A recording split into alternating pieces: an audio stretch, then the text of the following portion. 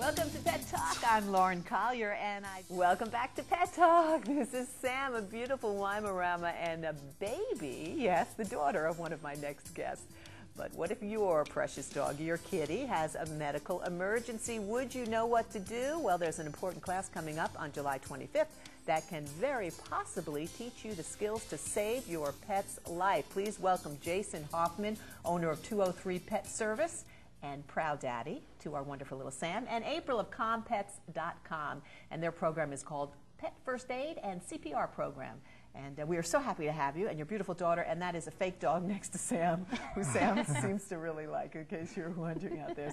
So I'm going to start with you, Jason. This is a really, really important class for everyone. And the answer would be obvious why, but I think it bears repeating. Well, you know, you never know when you're going to run into an emergency. And just like if you have a baby or a child, you know, you'd want to know first aid and CPR for your pet as you would for your baby. Absolutely. And I think, April, I would think some people are afraid, thinking, oh, I can never do that. But that is obviously not true, because you can learn. You don't have to be a doctor to know. No, absolutely. Basics. We teach people who work in the professional field as well as regular pet owners. We teach a mix, and everyone learns exactly the same way. They learn exactly the same techniques. So anyone can learn this, Jason? Yes. Absolutely. And, Absolutely. It's not as hard as it might seem. It's pretty simple. And what are some of the things you'll be covering in the class? We go over first aid, which would cover bleeding, shock management, what to do with a seizure.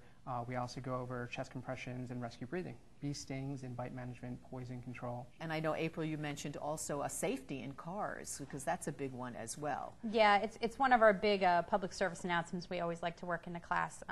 When you have your animal in the car, most people think of the danger being outside the car. You know, the animal is hit by a car. But there's so many dangers inside the car. You know, hot day and you leave your dog unattended. The temperature escalates in a car so rapidly. It's exactly like it is with babies. And a lot of people don't really realize that. They figure, oh, dog will be fine. Right. And the restraint aspect as well. They should always be restrained in the car. You know, your dog, if you stop close, you have a seatbelt on, but your dog doesn't. And your dog can hit the windshield just as easily. You have to be so careful. And I know one of the things that you also stress is having a first aid kit on hand. Yes, yes, we do. And what would be in the kit? Yeah. And everybody should have we one. We actually sell one of these at the end of our class. They contain gauze and wrapping tape, and we actually have a little leash in there for people.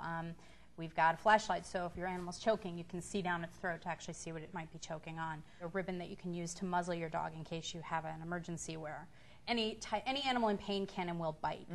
So there are situations where muzzling is definitely appropriate so that you can help your animal when it needs help. You never want to turn one emergency into two emergencies. Yeah. Jason, you're going to now do a demonstration first. Yes. What are we going to see? We can do a snout-to-tail assessment, and we'll also show you how to muzzle a dog if you ever Okay, need let's to. do the snout-tail. Now, this is important. Why? And anybody can do this.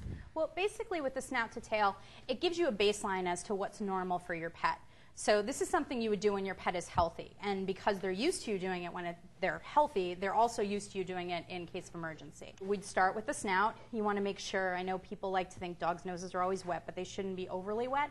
They shouldn't be dry or cracked. You're going to want to look at her teeth, make sure they're white and clean and that there's no smell coming from her. You're going to want to check her eyes, make sure that they're clear, that they track. You're going to want to check her ears to make sure that there's no smell, that there's no discharge, that they're not sensitive or painful to the touch. You're going to go over her, feeling down her like you're petting her, but you're actually feeling for lumps, bumps, and abrasions. Plus, you can find ticks that way. Exactly. Especially this time of year, it's definitely a helpful thing to bear in mind. As Jason's showing you, you're also going to go on to look at the legs. You're going to feel the legs over, and you're going to check the paws. Animals can a lot of times get things caught in their paws. And it's something that you want to make sure if there's debris or anything, you remove it for them, and that they're not dry or cracked. Great. You're doing that with both the front and the back legs. Then you're going to move on to the chest, the stomach, and then if Sammy will get up, then we'll do her tail.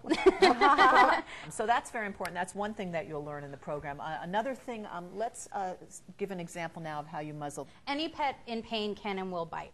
So basically all you do is take like a 6-foot-long ribbon. You make a loop around like half tying a shoe. You hook it underneath their mouth, pull it behind their ears, do a quick slip through. There's Sam walking by. Seems like, what are they doing to my friend over there? My goodness gracious. Hook it underneath their snout and then tie it in a bow. You want to bow it, never knot it, so that you can quickly remove it if something, you know, if there's a problem.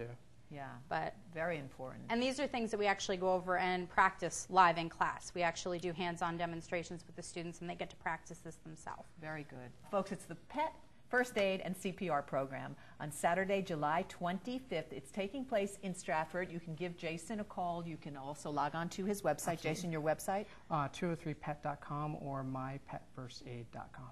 And April as well. People can get in touch with you. Yep. You have a website? Yep, compets.com. Terrific. And we thank you for doing this program. It's very important. And we hope that everybody will come and join. There's a lot you could learn. And thank you, everybody. Thank you. Thank you all. Thanks for having us. This has been Pet Talk.